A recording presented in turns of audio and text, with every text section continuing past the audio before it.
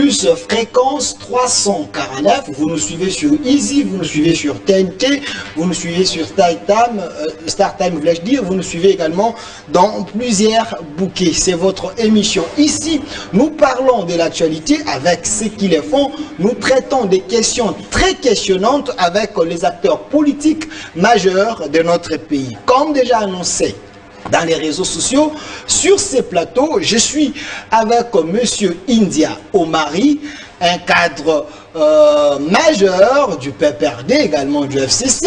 Il est là avec nous, Monsieur India Omari, soyez le bienvenu.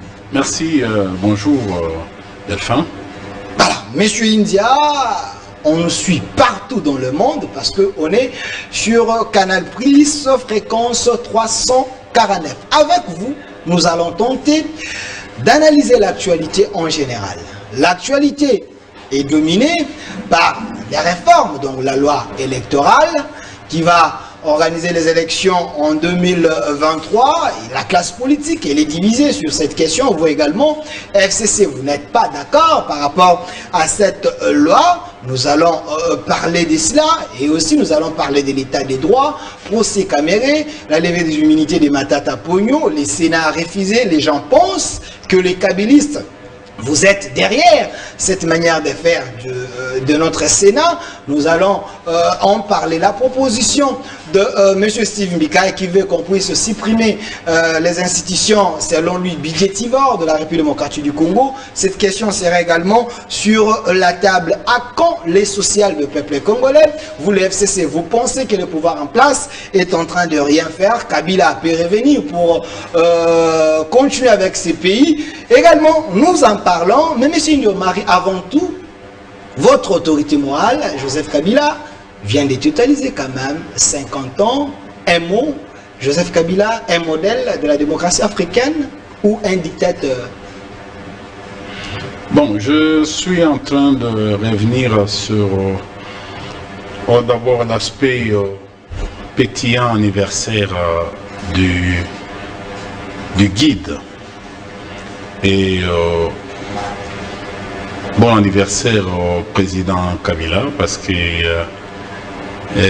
il a fait pratiquement un demi-siècle et Dieu continue à les protéger parce qu'il est bien avec les autres, parce que son cœur est ouvert, parce que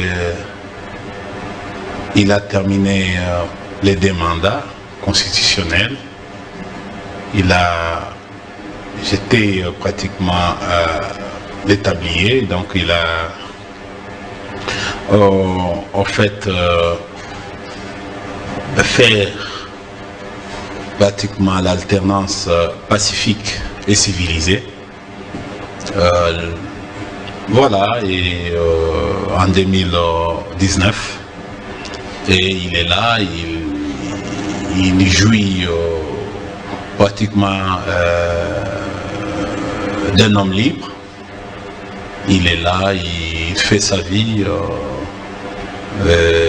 il reste notre président comme d'abord président de mon parti.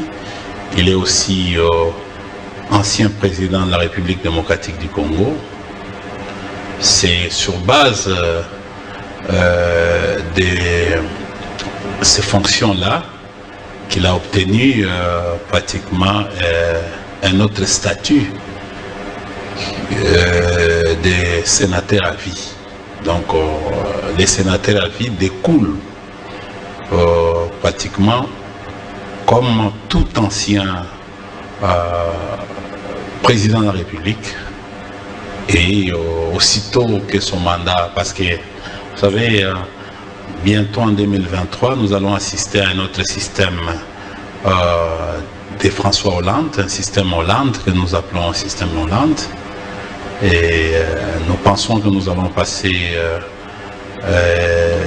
au même exercice de l'alternance civilisée. Voilà. Alternance civilisée, ceux de l'UDPS pensent que Félix va faire les demandes, mais vous n'avez pas répondu à ma question. Il y a ceux qui pensent que Kabila, il est le modèle de la démocratie africaine. Il y a ceux aussi qui pensent que c'est un dictateur, il ne mérite pas d'être appelé un démocrate. Une réaction rapide. Bon, la différence que nous avons avec nos amis du parti Sous les Bois et pense. Parti Sous les Bois, vous faites Oui, quel parti, soyez clair. Des partis délimités. Vous parlez de l'UDPS. Non, j'ai dit des partis Sous les Bois. Connu un parti Sous les Bois. Connu un parti qui a moins de cadres, de hauts cadres. Qui ne fait que ce parti ne fait que penser. Parce qu'on ne va pas réussir un mandat avec des utopies, avec des confusions, en se faisant bouc émissaire, en faisant les autres des boucs émissaires. Bon, en fait, en faisant les autres, en se victimisant. Mais on est parti au pouvoir, c'est pour gérer. Il y a l'obligation des résultats. Toi qui reçois souvent nos amis là, mais posez-les la question, quel est votre bilan? Vous estimez aller au deuxième mandat, mais montrez que la population est avec nous. La population estime que nous sommes capables de pouvoir gérer la République. C'est la question majeure que chaque journaliste intelligent peut poser quand vous recevez les combattants. Que nous sommes en train... de l'UDPS, il ne faut pas... J'ai dit, vous recevez les combattants. Je reçois les professeurs ici, il y a autant des cadres de l'UDPS. Mais ça ne vient pas de toi, je suis responsable. Okay. Vous recevez les combattants. Ils s'appellent eux-mêmes des combattants. C'est-à-dire quand vous recevez les combattants, posez-les la question de votre bilan. Bon, parmi les réponses génériques, c'est que vous avez laissé un pays à un état très critique, et voilà pourquoi eux, ils sont en train de recoller les morceaux, une manière de donner quand même le souffle à ces pays. Il faut quand même féliciter Félix, hein, c'est dans eux. Mais heureusement, vous avez dit les réponses génériques. C'est ça. Ah oui. Hein. Mais toi, journaliste, tu as conclu que non, ben écoutez, c'est du faux fouillant. Non, les mâles pour eux, c'est vous, c'est le PPRD, Kabila, mal congolais. Mais je dis ceci. Toi, tu es papa à la maison. Les mâles, c'est les enfants. Les mâles, c'est ma femme. Les mâles, c'est mes frères. Les mâles, c'est tout le monde. Mais qui va te faire confiance maintenant? Toi qui es papa, qui jette l'opprobre sur sur tout le monde pratiquement, toutes les personnes. C'est toi qui fais du bien, mais les autres font du mal. Chers amis, qui ont été à la base de ces pillages, de 2 pillages en RDC, qui ont été à la base de la démonétisation de notre monnaie, qui ont été à la base des pillages de Transam. Oui. Vous êtes un peu passéiste. City-Train. Qui ont été à la base de la Transco. Il y a certains bis de Transco qui ont été brûlés, qui ont été cassés. Heureusement, aujourd'hui, quand nous avons commandé les autres 400 bis, ils se sont précipités pour aller inaugurer ça. Inaugurer. C'est pas l'œuvre de ce qu'il dit? Les 400 bis. Mais je dis, les bons de commande, il faut les voir. Il faut les lire. Donc, Tshisekedi marche sur votre âge. J'ai dit ceci, je ne suis pas ici comme politique pour citer les noms des gens. Ok. Parce que nous avons besoin aujourd'hui de voir les œuvres et non de voir les chantiers que nous avons laissés. Nous avons laissé les chantiers, mais nous voulons à ce que ce chantier soit transformé à l'ouvrage pour passer aux inaugurations. C'est ça. Aujourd'hui, la population n'attend que les savons, les coques rentrent à son prix initial, c'est-à-dire à son prix que Kabila avait laissé, 200 francs, au lieu de 700 ou 3 savons pour 1100 ou 1200. Nous voulons aujourd'hui que l'œuf qu'on payait, qu'on achetait à 200 francs ou 250, qui est arrivé aujourd'hui en ville, ici c'est 800, 900, rentre à ces prix. Nous voulons que les ministères de l'économie structurent les prix au niveau du marché. On nous a trompé ici que le passeport reviendra à 90 $, n'est-ce pas? 95, 90 quelques dollars. Il faut aller voir ce qui se passe au ministère des Affaires étrangères. Vous voulez dire quoi? Non, donc la ministre, Madame la ministre, quand on avait confirmé, je suis dans la réalité. On nous a parlé des prix des billets. Ça, c'était un prix officiel. Non, attendez. Ah oui, donc il y a prix officieux et prix officiel, c'est ça, non? Apparemment, vous avez votre manière de non, voir non, les choses, mais sur le plan normal, il y a non, mais les passeports ne se vendent pas à moins de 100 $. Nous sommes à Kinshasa ici. C'est faux. Je ne veux même pas... Donc c'est un mensonge d'État de la part de Madame la ministre. Je ne sais pas. Moi, je connais... j'ai beaucoup de respect avec Madame Zeza, oui, qui a été secrétaire de cabinet du ministre Raymond Tchibanda, que je salue en passant, notre coordonnateur actuel, qui préside la réunion de la C'est lui qui est venu sauver quand même le FCC, Raymond Tchibanda. Il a toujours été au FCC, il n'a jamais quitté le FCC. Il n'est pas comme les autres. Il ne peut pas aujourd'hui chercher à aller vagabonder là où il n'y a rien. Vous faites allusion à ceux qui ont traversé. Non, j'ai dit ceci, ce sont des hommes. Écoutez, Monsieur la vie. Restons d'abord dans les sociétés. C'est ça, écoutez, on évolue. Les billets d'avion aujourd'hui, on nous a dit que les billets d'avion sont moins. Mais nous sommes en train d'attendre. L'arrêté interministériel ou l'arrêté ministériel va sortir quand? Parce que c'est la signature seulement. Nous attendons. Apparemment, vous avez la joie de voir les Congolais souffrir. Non, nous sommes en train de... Écoutez. J'ai fait allusion quand Kabila disait, il reste combien de conseillers ministres? Apparemment, vous vous confrontez de l'échec de Tshisekedi. Chers frères, ce n'est pas le moment de faire trop de détails. On les fera. Il y a les moments opportuns. Nous allons nous déployer pour expliquer. D'ailleurs, Dieu merci, aujourd'hui, nous commençons à marcher ensemble avec la population qui n'a pas cru à ces régimes. Dans les pépères de l'FCC, vous avez l'appui de la population. Mais écoutez, nous sommes en train de vivre. Je viens de te dire, allez au marché, voir ce qui se passe aujourd'hui. Tu vois qu'il y a depuis Kabila est parti, il y a un grand nombre des enfants qui circulent sur la route en train de demander. Les enfants de la rue? De la rue. Il y a un nombre qui dépasse. Mais M. India, de ces côtés-là, quand même, il faut reconnaître les efforts de ce pouvoir en place. Tshisekedi a pris les Koulouna pour les envoyer à Kanyamaka. Ça, c'est un apport. Non, c'est pas un apport, ça, on est social. C'est une méthode même très dangereuse. C'est une méthode très dangereuse qui peut nous amener à une notion des droits de l'homme. Et d'ailleurs, j'attends et à ce que notre frère Kapiamba s'imprègne sur ce qui... L'équipe des droits de l'homme devait même se déplacer pour aller regarder comment nos enfants vivent de l'autre côté. Exactement ce qu'ils sont en train de faire ici à Kinshasa. Nous ne sommes pas d'accord avec eux. Nous ne sommes pas d'accord. C'est les résultats de votre gestion selon l'IDPS. Vous les avez maltraités, vous avez chosifié les enfants congolais.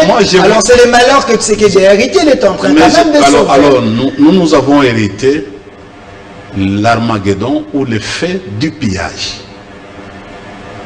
qui a tué notre économie, qui a fait disparaître la commune, je peux dire, les terrains qu'on appelait l'immédiat industriel.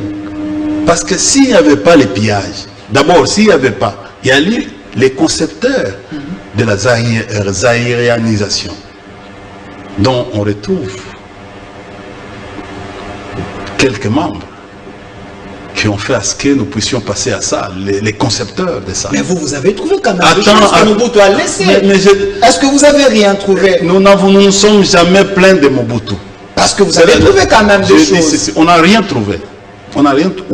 Nous sommes arrivés, voilà l'expérience que je vois. Moi-même, j'étais là-dedans.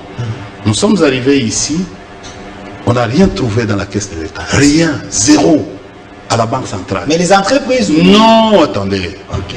Mais je vous fais le récit de l'histoire. Je voulais suffisamment... Je suis le témoin de la FDL, cher ami. On n'a rien trouvé. Les entreprises, oui, on a trouvé certaines entreprises, la GECAMI ne fonctionnait plus. L'AMIBA, c'était la même chose. Il y a eu des grandes entreprises qui faisaient nourrir les Congos, qui contribuaient beaucoup au budget national, qui ont disparu avec le régime Mobutu. Nous sommes venus réouvrir ces entreprises. Et d'ailleurs, un bon nombre de carrés miniers ont été distribués à l'époque de Mobutu, du maréchal Mobutu. La fumée n'y était plus. Et c'est avec nous que Mubunda GECAMI a été réouvert pour votre gouvernement. De la même manière à l'AMIBA. C'est question d'appeler notre aîné, Charles Okoto, qui a été gouverneur, et d'abord vice-gouverneur, gouverneur, et plus tard PAD de l'AMIBA. Aujourd'hui, il est dans l'Union sacrée. Bon, il est dans il nous a abandonné parce que il est dans... il n'y a pas assez de valeur de notre école. Il est dans l'Union sacrée. Sacrée. Sacrée. Parce qu'il y a du miel. C'est-à-dire, on entre, il y a du miel. Mais attention, les abeilles sont là. Là où il y a du miel, les abeilles ne manquent pas. Parce qu'ils risquent d'être piqués. Monsieur India, lorsque vous parlez... Attendez, je rentre à la formule. Merci. Je vous ai dit ici que notre économie, dans les temps, dans les années 70, $1, au fait, un franc coûtait $2. C'est-à-dire on avait une économie florissante. Le groupe d'Mbinzala a trompé les maréchals Mobutu, dont vous connaissez, qui sont dans les groupes d'Mbinza, trompé les maréchals Mobutu pour créer ce que vous appelez zaïrianisation. Et plus tard, vers les années 90, 90, votre parti a mobilisé les gens pour les amener au pillage. Il y a eu des discours incendiaires qui ont amené pratiquement certains Congolais inconscients à les piller. Et ils ont pillé les industries qui étaient florissantes. Et on a retrouvé plus tard les phénomènes des enfants sorciers. Parce que les parents n'avaient plus de travail. Ils ne savaient plus. C'est le même phénomène qui arrive aujourd'hui. Je crois que c'est le même esprit. Nous sommes maintenant vers les années 90. On nous amène les phénomènes de conflit. Et plus tard, dans les mêmes années, on nous a envoyé, on a amené à la démonétisation, qui a amené les pays dans le chaos, à l'inflation galopante. Donc, quand il s'est demandé la démonétisation de l'argent, donc c'est lui qui a contribué. Vous citez le genre. Je suis journaliste et je me source. Vous citez le genre et moi je suis ici comme analyste. Pas de problème. Je prends l'affaire d'une manière globale. Merci, pas de problème. Je vous dis ceci que la situation, l'effondrement de notre économie nationale ne commence pas ni avec les Kabila père, ni avec Kabila fils, ni avec Tshisekedi fils. Donc, ça commence avec ceux qui ont précédé, qui ont amené le pays dans cette situation. Donc, est-ce que quand Kabila, fils et père, sont arrivés ici, ils n'ont jamais parlé de Mobutu. Ils se sont mis au travail. Parce que vous êtes contenté de ce que Mobutu a laissé. Non. Non. Mobutu nous a laissé un acquis, l'unité nationale. Nous nous sommes contentés de ça. En dehors de tout, il nous a laissé l'unité nationale. Et là, nous sommes reconnaissants. Et on dira toujours bravo au président Mobutu. Parce qu'il a consenti un travail énorme, différemment de ce que nous sommes en train de vivre aujourd'hui. Nous allons nous sommes en train de tanguer. Aujourd'hui, ça commence à devenir au fait difficile à atteindre ce qu'on appelle la cohésion nationale.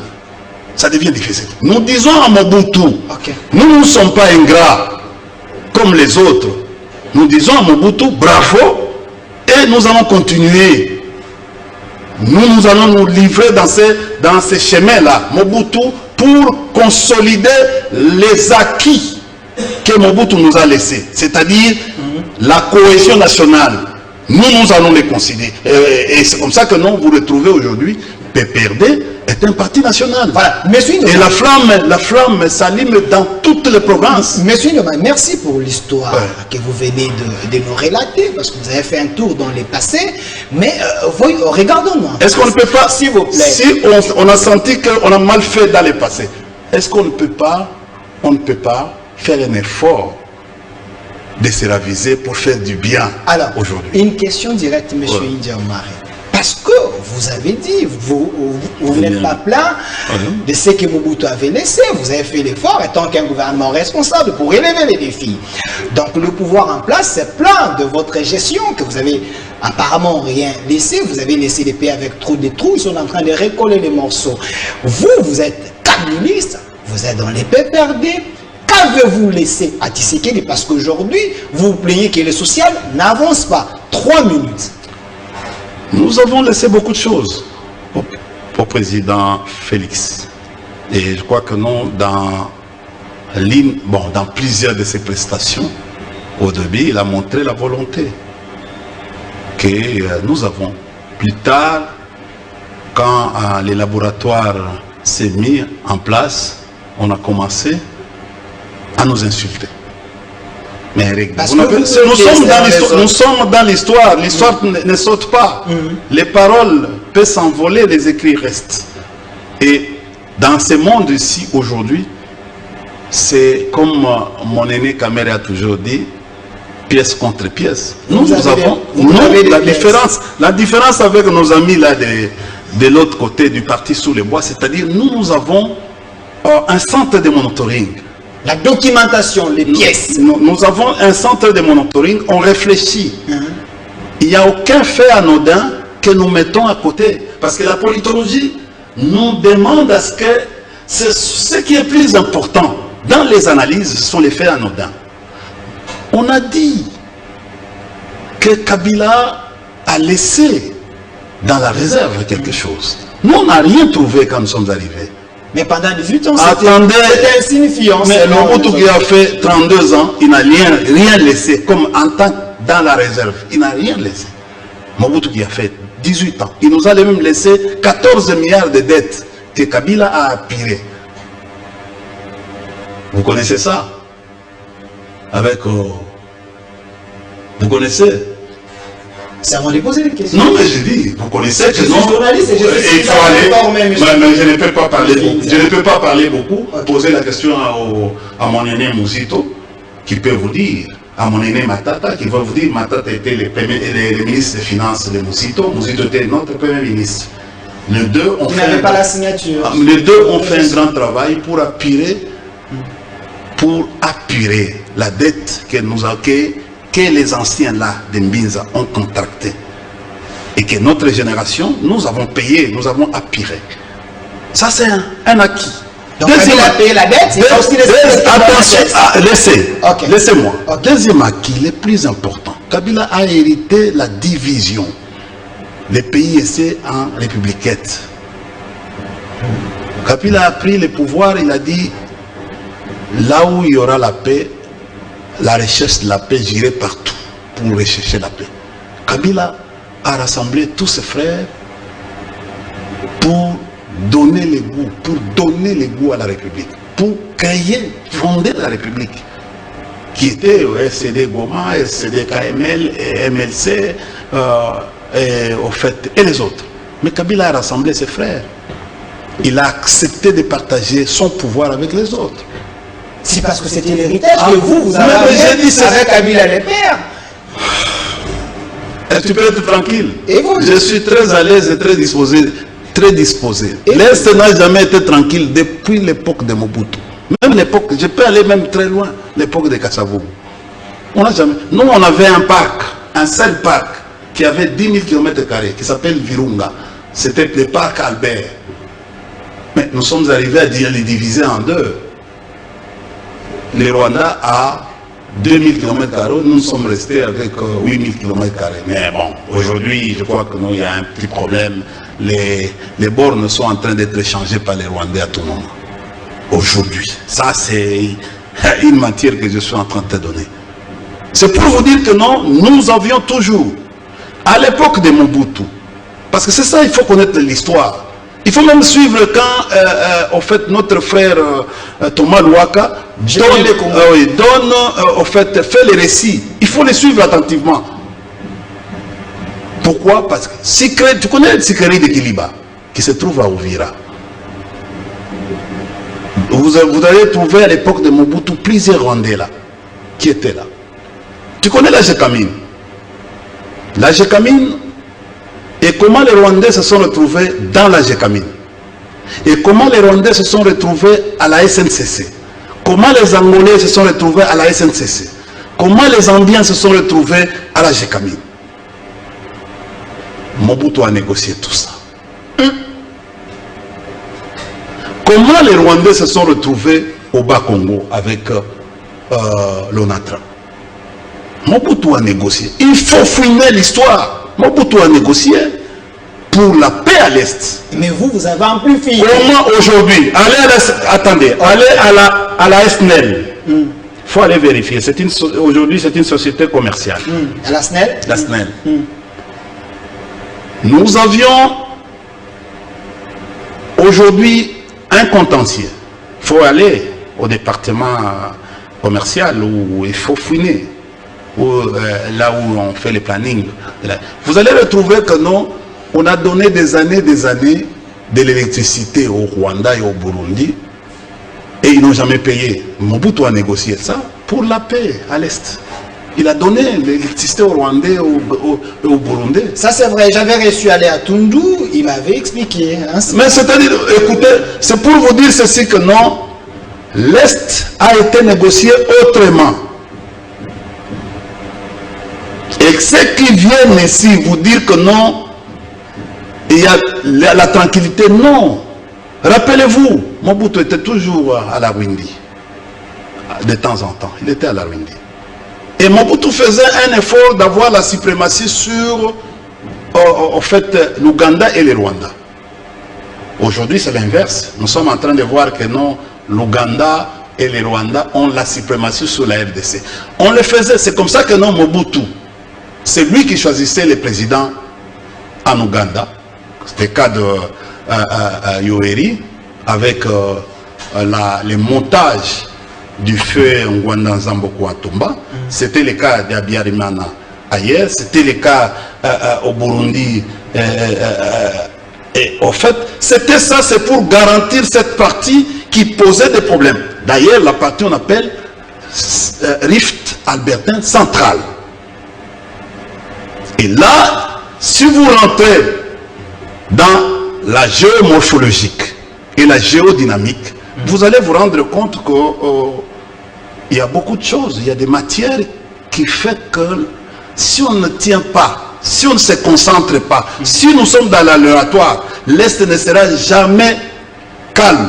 Voilà. Donc c'est à nous, parce que nous entrons dans une guerre d'intelligence, c'est à nous de se concentrer sur l'essentiel. Et non faire ce que vous êtes en train de faire d'une manière... De se concentrer sur l'essentiel. Nous sommes suivis partout dans le monde, on est sur Canal+. Vous nous suivez de partout. Envoyez vos questions par WhatsApp, par le numéro affiché. Je vais poser toutes les questions à mon invité qui est là. Il s'appelle M. India Omari, cadre majeur du PPRD, très proche de Joseph Kabila. Kabange. Petit cadre. Monsieur India Omari, je sais de quoi je parle. Monsieur India Omari, avant que nous puissions parler de l'état des droits, parce qu'on cite Matata Kamere, Tambou Mwamba et les autres pour les détournements, mais monsieur India Omari, il y a une question très directe. Pasteur Mukuna, évêque Mukuna, lui qui est de l'éveil de la conscience, il avait fait une liste des entreprises que vous avez trouvées sous Mobutu, mais à votre départ, vous n'avez rien laissé, vous avez plutôt vendu ces entreprises, ou soit dédoublé ces entreprises, vous avez fait saigner la caisse de l'État. Est-ce vrai ou pas? Ben, écoutez, je connais le pasteur Mukuna comme boxeur à Bandal quand il est arrivé. Ça n'a rien à voir Non, non, avec j'ai dit, l'actualité. non, écoutez. Non, j'ai dit dans la ceci. thématique. Non, écoutez. On a besoin, la population a besoin. Moi, je vois très bien quand les grandes chaînes de télévision qui arrosent le monde, comme France 24, comme TV5, comme les autres, même Afrique 24. Mais il y a une certaine classe. C'est pour cela que nous, aujourd'hui, regardez dans notre univers, nous n'avons qu'une seule université élitiste qui remplit les conditions en Afrique. C'est l'université de Lubumbashi. Est-ce que vous trouvez ça normal? Que la rue, aujourd'hui, commence à diriger l'élite? Je n'ai jamais vu une société comme telle. Ça devait être plutôt une honte pour vous. Oui, est-ce que vous avez construit de nouvelles universités? Mais c'est ça, je dis ceci. Donc vous avez rien laissé. J'ai dit ceci. Mais j'ai dit ceci. Cher ami, c'est une question. Remettons-nous en cause. Moi, je me remets en cause. On n'a pas dit que Kabila a atteint le seuil. Non, je n'ai jamais dit ça. Donc vous n'avez pas aidé Kabila. Kabila avait dit il a manqué les mêmes. Mais j'ai dit ceci. Mais il n'y a pas à peine que la même phrase a été prononcée par le président de la République. Ok. Oui. Il n'y a pas à peine. Et il n'y a même pas quelques jours, 2 ou 3 jours, dans un speech, une entrevue entre les journalistes, on a même semblé dire que non, on n'a pas reçu les rapports. Au moment où il y a eu plusieurs délégations qui sont parties. Vous savez, je vais vous dire une chose. Et là, je suis en train de m'adresser aux dirigeants. Ok.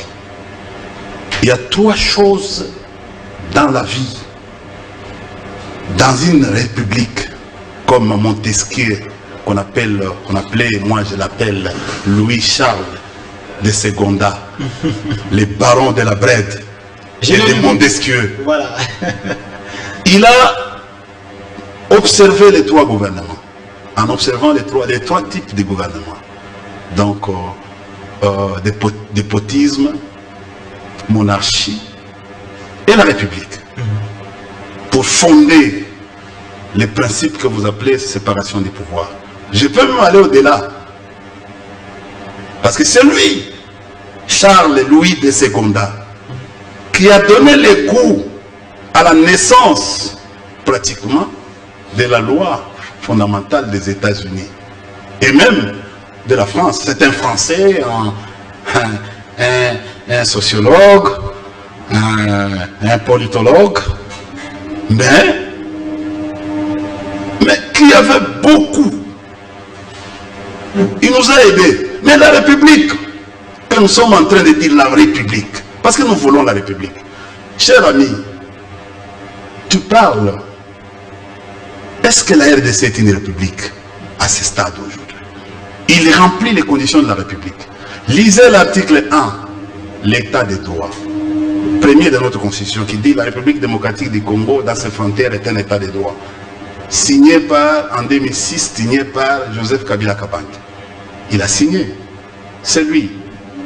Il a amené le peuple au référendum. Cette constitution au référendum, il y a les partis sous les bois avaient,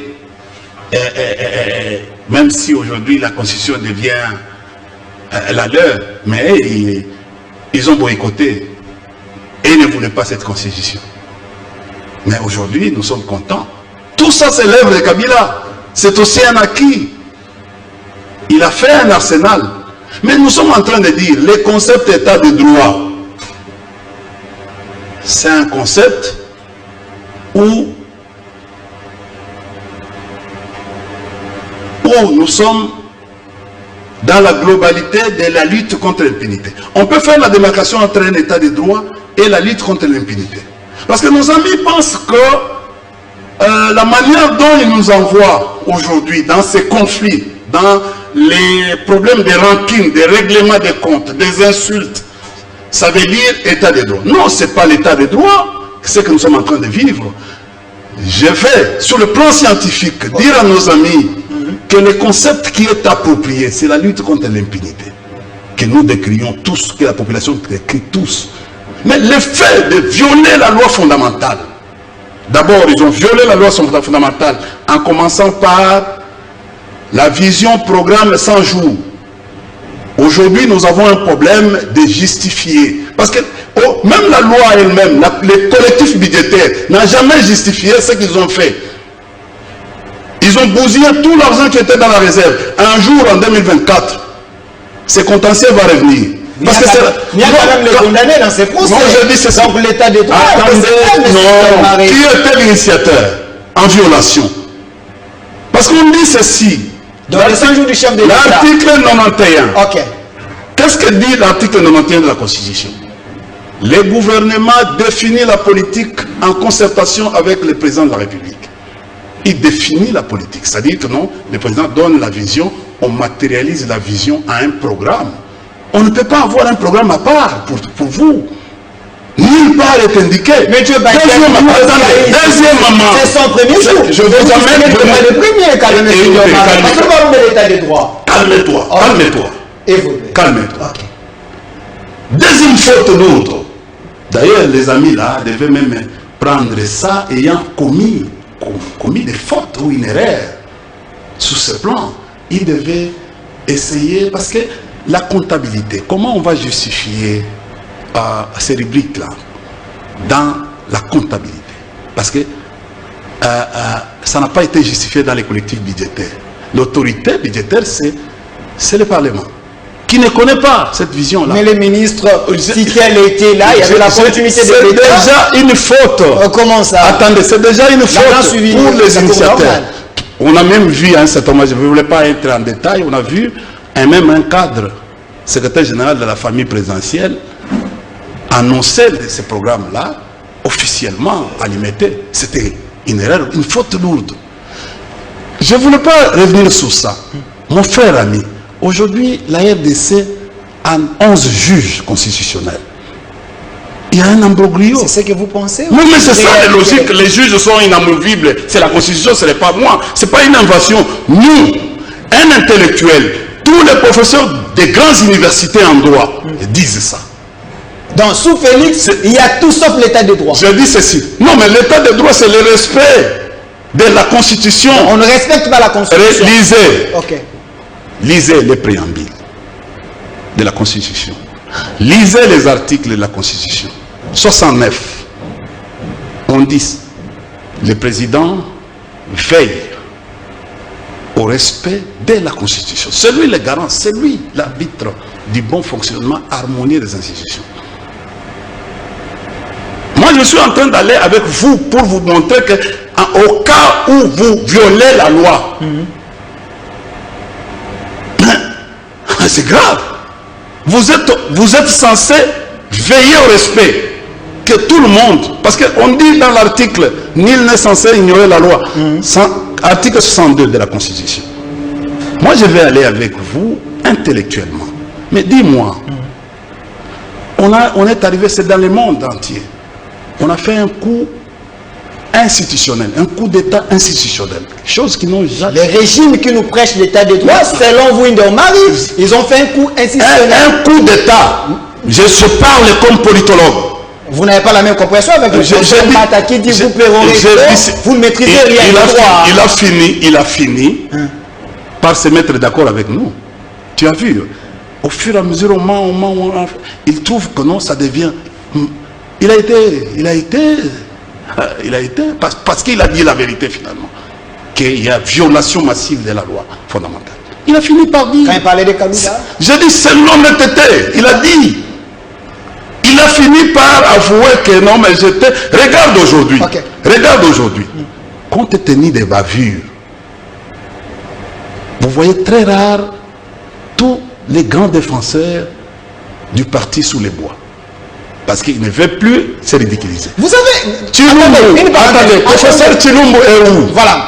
Je ne le vois plus. Il va venir, il est en Non, attendez. Il est en train de vous suivre. Attendez. Il vous suit. Un grand monsieur comme Yamba, il est où? Et je ne le vois plus. Regarde, parce que le problème c'est quoi? On sent, pas seulement lui, je peux vous citer des gens à qui on était face à face avec eux. Ils ont disparu. Et parfois, quand on échange, ils disent quoi? Nous n'allons pas aller, il y a un problème d'honneur. Ils disent, voilà ce qu'ils disent que non, en fait, l'honneur et la dignité ne s'achètent pas au marché. Vous pensez qu'à l'UDPS, actuellement, il n'y a pas de cadre suffisant pour faire face à vous, les FCC? Il n'y a pas assez de scientifiques avérés. Mais prenons les cas. Okay. Prenons un cas. Je viens d'entendre mon ami et frère que j'aime bien, et mon camarade, mon ancien camarade, Augustin Kabouya. Secrétaire de l'UDPS. Secrétaire général, que je salue en passant. On n'est pas ennemis, on est en politique. Je sais que la politique, ce n'est pas une science des amours. C'est un problème d'intérêt. Vous voulez dire quand quoi? ça se diverge, ça se converge. L'intérêt se converge. Parce que nous avons un principe en politologie. Les ennemis d'hier peuvent devenir les amis d'aujourd'hui à condition que les intérêts se convergent. C'est ça la politologie. C'est un principe. Vous le reprochez quoi? Non. Quand nous sommes dans une situation où une administration semble être neutre, comme l'IGF, il dit notre ami Alingeti. Nous savons que l'IGF Alingeti fut combattant. Il a été recommandé par lui comme directeur de cabinet adjoint au ministère de l'économie. Bon, aujourd'hui, il se retrouve là où il est, malheureusement, mais on continue. Il n'a pas été, le secrétaire général n'a pas été lucide ou subtil.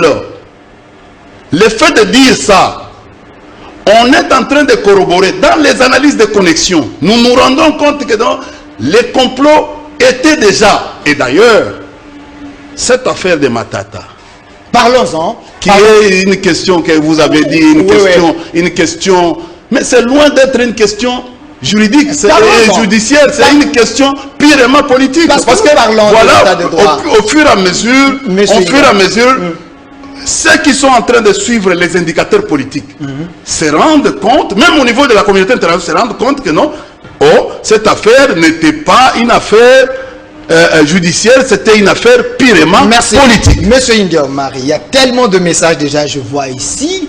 Les Congolais de diaspora un peu partout nous envoient des messages. Je rappelle que monsieur India-Omari, il est kabiliste, il est du PPRD, il va répondre à toutes vos questions, ne vous en faites pas. Il nous reste quelques minutes, je vais lui poser toutes les questions possibles. Mais monsieur India-Omari, l'état de droit en République démocratique du Congo, Matata Pognon, la justice, attendez. C'est l'état de droit ou la lutte contre l'épidémie. Attendez, monsieur faites une nuance entre l'état de droit et la lutte. Faites la nuance, si vous voulez. L'état de droit, c'est le respect de la Constitution. La justice. Qui n'est pas respecté aujourd'hui. La justice congolaise a demandé qu'on lève les immunités du sénateur Matata Pognon. Pas la justice congolaise. Attention, il faut faire très attention. Disons. C'est la globalité de la justice. Le mot justice dit que le procureur général près la Cour constitutionnelle a insisté avec trois courriers. Je comprends. Il faut dire ça pour que les gens voient l'insistance.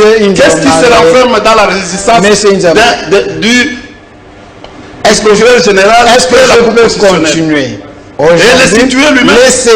Le Sénat a décidé de ne pas lever ses immunités.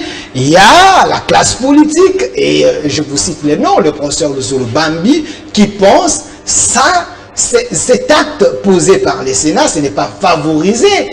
La justice a bien fait son travail, et les autres pensent que le Sénat, c'est une institution qui protège les criminels économiques. Quelle est votre analyse? Chers amis, je vais commencer par dire quelque chose et rentrer dans la science. 2 minutes. Oui. Quand la République m'avait envoyé en formation pour faire les analyses stratégiques, l'OTAN nous a aidé à faire des analyses sur base d'un système qu'on appelle Best Maps. Les anglo-saxons savent. B signifie biographie, E signifie économie. C'est un package.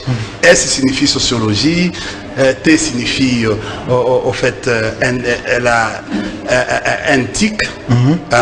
Au fait, M signifie la géographie militaire, et A signifie forces armées, P signifie politique, et S signifie la technologie, donc la science. Ils ont un système, 2 ans, tu es là, ou 3 ans, on te forme dans un système où tu es complet. Heureusement, sur le plan stratégique, les droits n'est pas plus important. On trouve en fait, vous savez, les droits, c'est un prisme normatif. Et tandis que les Sciences Po a pratiquement en fait, un prisme descriptif et explicatif. Voilà comment je vous explique. Quand je décris quelque chose, je donne des explications. Et nos amis historiens ont un prisme diachronique. Et on nous donne ça. Et imaginez pour les stratèges, la biographie est plus importante que même les droits. Parce qu'à un certain moment, nous sommes en train de voir aujourd'hui les droits, il y a trop d'intentions. Les gens...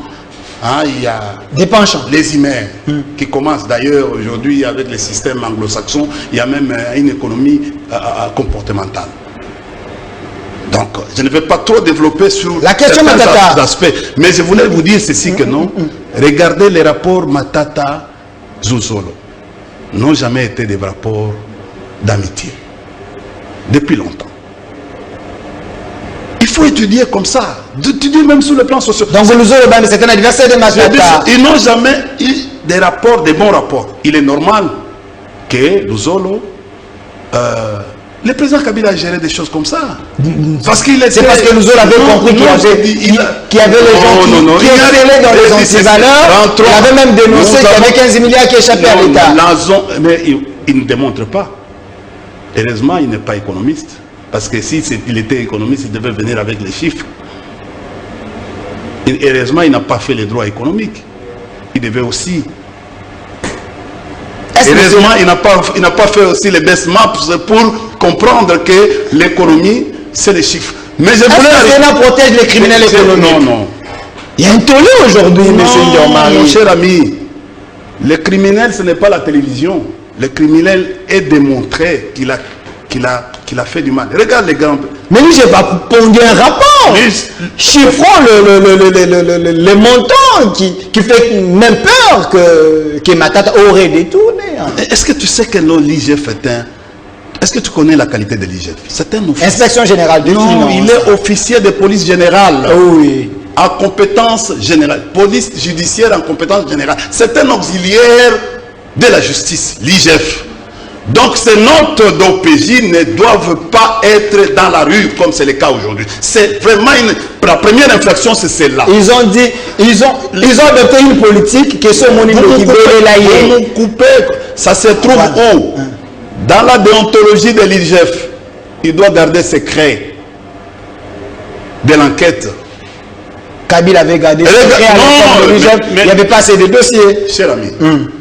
Nous sommes en train de travailler, nous voulons discuter sur les emails de l'IGF et les Alinguettes, ou bien nous voulons essayer d'analyser les prérogatives d'un IGF. Éclairez-nous. L'IGF a une déontologie. L'IGF comme structure de l'État a une déontologie. Un inspecteur de finances a une déontologie. Il ne peut pas parler comme ça, hein, faire des bruits partout. Accuser les uns et au fait accuser les uns. Où est le procès Pierre Moutanda? Ça sera quoi quand le type de milice ici? Le procès était Nilongondo. Ça vient de l'IGF. Le procès Acacia. Acacia Bandoubola, ministre de l'économie. Et le procès John Tumba. Vous pensez que non, c'est en faisant à OFCC que vous allez faire des scandales? Non, c'est là en 2024, quand moi je serai IGF. Parce que je serai IGF. Ah, vous enviez déjà les postes d'Alinguetti. Mais prenez, je serai IGF. Avec Félix. Non, je serai IGF. Avec Félix en 2024. Je t'avais dit que non, nous allons entrer dans un système Hollande, François Hollande. Vous espérez que Kabila va rentrer? J'ai dit ceci. Mais on peut que réussir, on peut qu'avoir l'espoir. Quand il y a espoir. Ah, donc... Aujourd'hui, les pays... Non, tu me coupes. Ok. Non, trop. Ok. Tu sais que notre pays n'a pas de boussole. Il n'y a personne aujourd'hui qui sait ce qui va se passer en 2022. Il n'y a rien qui avance. Il n'y a rien. Dis-moi, quelle est la réussite que nous, on peut dire que nous avons anéanti M23. Nous avons anéanti Moutebouzi. Ok, attendez. Nous avons fait ça. Qu'est-ce qui se passe aujourd'hui en termes sécuritaires? Qu'est-ce qui se passe aujourd'hui en termes politiques? Parce qu'aujourd'hui, on vous bloque, vous. On vous bloque. Aujourd'hui, l'opinion, les droits d'expression est aujourd'hui contraint. On nous restreint même les droits, notre propre liberté. Vous voyez ce qui se passe aujourd'hui. Vous pouvez vous imaginer. Nous sommes dans quel état actuellement? Des droits. Non, actuellement, à Kinshasa, nous sommes dans quel état? Des sièges ou état d'urgence? Vous voulez dire quoi? Non. Mais la Covid vient de prendre une allure. Vient avec d'autres manières. Mais prenez une disposition. Apparemment, monsieur Ndiomag, vous ne voyez pas, le chef de l'État vient de prendre le mesure préventive lié à la Covid-19. Bon, je crois que non, il avait raison quand le président de la République avait dit que non, il faut me critiquer. Moi, j'aime les gens qui me critiquent. Voilà pourquoi vous êtes en train de le dire. Oui. Non, on ne peut pas prendre des mesures comme ça. En dehors même du gouvernement, en dehors des structures appropriées, en dehors du Parlement. Le chef de l'État est où? Est à Goma. Le chef de l'État prend les dispositions au travers les ordonnances. Ce sont les actes. Respectons les droits. Respectons la Constitution. Voilà. Regardez aujourd'hui, regardez, il se pose un problème. Trop de messages. Attendez, il se pose un problème. Okay. On appelle, attendez, il se pose un problème aux yeux de l'opinion. On appelle discothèque. Ok. Discothèque. Mais attention, ça va poser un problème. Je demande au général Kassongo qu'on doit nous éclaircir. C'est les terrasses ou les discothèques. Parce que discothèque signifie quoi? C'est un dancing, c'est un endroit fermé. Ok. On doit dire à la population clairement, discothèque, ça veut dire quoi? Tu vois? Il y a d'autres, j'ai compris par après, j'ai compris l'essence que le président voulait nous sensibiliser. Dans cette communication, il est parasite, hein, il n'y a pas la bonne compréhension de cela. Je ne suis pas comme toi. Moi, j'ai dit c'est. Mais il faut nous aider. C'est comme on dit, bon, on nous pousse de prendre les mesures fortes. Je crois que non, l'expression devait dire des mesures pour stopper la propagation du virus. Voilà. Tu vois? Et ça peut, une communication, ça peut. Parce que c'est la diffusion. Ça peut poser des problèmes dans l'application. Et c'est pour cela que je vous dis ici que nous sommes dans l'état de siège est à Goma, dans la partie. Mais ici à Kinshasa, quel est le soubassement pour ces mesures qui sont prises aujourd'hui? Mais les parlements... Ce ne sont pas des mesures qui viennent du gouvernement, qu'on laisse. Excusez, chers frères, je vais vous dire une chose. Okay. Je vais vous aider. Nous sommes un État qui se veut un État respectueux. Le Premier ministre a un rôle à jouer, n'est-ce pas, dans ce pays? Le ministre des Affaires étrangères a un rôle à jouer, n'est-ce pas, dans ce pays? Mais vous les avez nommés. Laissez-les travailler. Et on va les voir, on va les juger à l'œuvre. Laissez-les travailler. Monsieur Ndiaye, voilà. Nous n'avons que 60 minutes. Rentrons au débat et délibération au sein du Conseil des ministres. Attendez, voilà. C'est ce que la loi dit. Il reste 8 minutes, monsieur. Nous devons respecter le public qui nous regarde partout dans le monde. Il y a tellement de questions. Il y a tellement de questions. Excusez, est-ce que tu m'as posé une question importante? Cette histoire de la levée, vous savez, hein, l'Union sacrée vient d'avoir pour une seule journée des revers. On a rejeté la loi sur la réhabilitation au niveau de l'Assemblée nationale, dont même le vice-président était surchauffé, et Et on a, d'ailleurs, on apprend même que le président Bosso est allé avec cette loi en dehors du bureau et en dehors au fait de la plénière. Bon, j'ai dit, on apprend, on nous apprend. Au fait, regardez les violations, comment les choses se passent. Et aujourd'hui, on a refusé le Sénat dans une plénière. Parce que, vous savez, j'entends les gens qui disent oh non, on va appeler le Conseil d'État à annuler une décision de la plénière. Mais je me suis dit, mais ces amis ici, ils ont fait quoi? Une décision dès la plénière. Le Conseil d'État va annuler. Nous sommes maintenant, quand on vous dit que non, le PPRD, le FCC est dans le cas de la résistance aujourd'hui pour lutter contre l'impunité, l'impunité et refuser la dictature. Monsieur c'est ce que nous sommes en train de vivre. Merci, monsieur Ndiomari. Nous devons respecter quand même le public. Envoyez un message de partout dans le monde, car je rappelle, on est sur Canal+, fréquence 349. Il y a tellement de messages. Salut mon pays, nous aimons bien Ndiomari, mais il doit répondre à vos questions et non échapper. La question de Moukouna, il n'a pas répondu. Quelles sont les entreprises qu'ils ont laissées à Tshisekedi? Non. Je ne peux pas répondre, j'ai déjà répondu à la question. La GECAMIN, nous l'avons trouvée en cessation de travail quand nous sommes entrés avec l'AFDL. Et c'est Mzé qui a, avec les moyens de bord, qui a réouvert la GECAMIN. Il en est de même avec l'AMIBA. Comme nous sommes sous embargo, le pays est sous deux embargos. Le premier embargo qui est plus important et que nous demandons, je suis en train, je vais parler avec le vice-premier ministre qui est un grand frère. Le premier embargo, c'est l'embargo sur les finances. Donc l'accès aux finances, au financement direct. Le pays reçoit les facilités financières. Il ne va pas. C'est comme ça que nous avons contourné les mécanismes avec l'accord avec les Chinois, les contrats chinois. C'est parce qu'on cherchait des capitaux pour rendre nos potentialités une valeur ajoutée, mais l'Occident nous a bloqués. Voilà. Deuxième embargo, c'est sur l'arme. Merci. L'achat, attendez, c'est important.